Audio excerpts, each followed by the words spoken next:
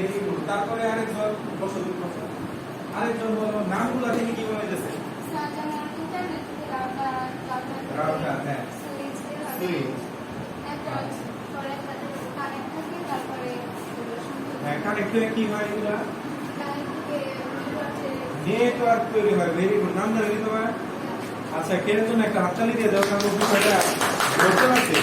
এরা কিন্তু তোমাদের এই টপিক আমি পড়াইছিলাম, বসো পড়াইছিলাম না নেটওয়ার্কের বিষয়। তাহলে আমাদের এইখানে দেখো চিত্রের মধ্যে কি ইন্টারনেট আছে, রাউটার আছে, সুইচ আছে, ব্রিজ আছে কিনা? এই ডিভাইসগুলো কি আমাদের পরিচিত মনে হইতেছে না? আচ্ছা তাহলে এইটা দেখা মানে মূলত কি বোঝা যায় যে আমরা আজকে কোন বিষয়টা পড়তে পারি? কারো কোনো ধারণা আছে?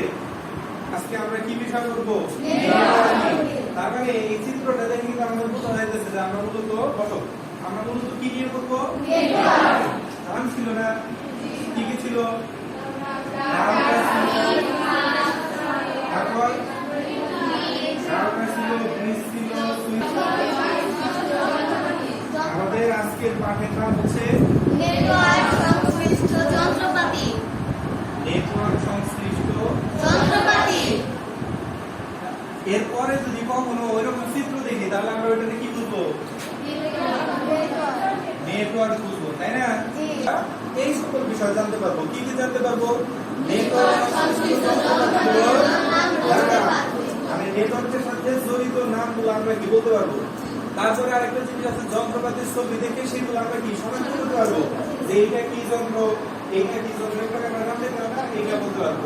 তারপরে দেখো বলতেছে হাফ সুইচ ও রাউটারের কাজ ব্যাখ্যা করতে পারবো। অর্থাৎ অনেকগুলো যন্ত্রপাতি আছে, এতগুলো যন্ত্রপাতি এক ক্লাসে শেষ করা সম্ভব না। তাহলে আমরা কোন তিনটা জানবো আজকে? মানে এই তিনটা বিষয় আমরা কি করতে পারবো আজকে?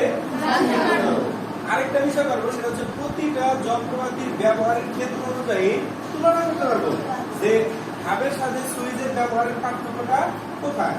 রাউটারের সাথে সুইচের যন্ত্রপাতি গুলো আছে, এইগুলা তোমার কি করতে হবে? এগুলাই তোমার চিনতে হবে, নাম জানতে হবে। আরেকটা বিষয় মাঝখানে বলে রাখি, এই যে ক্লাসটা নিতেছি এইগুলাতে কিন্তু তোমাদের আমি বলি, এইটা দেখো এইদিকে একটু খেয়াল করো। মডেল, মডেল কি কাজ করে আমরা জানি। আমি মডেলের মাধ্যমে সিম আছে না মোবাইলের সিম, এই সিমে এমবি ভরে এই মডেলের মাধ্যমে কি করতাম? চালাইতাম। বিষয়টা বুঝতে পারছো? এই মডেলের মাধ্যমে কি করতাম? ইন্টারনেট চালাইতাম। তাহলে আমরা যে নেটওয়ার্ক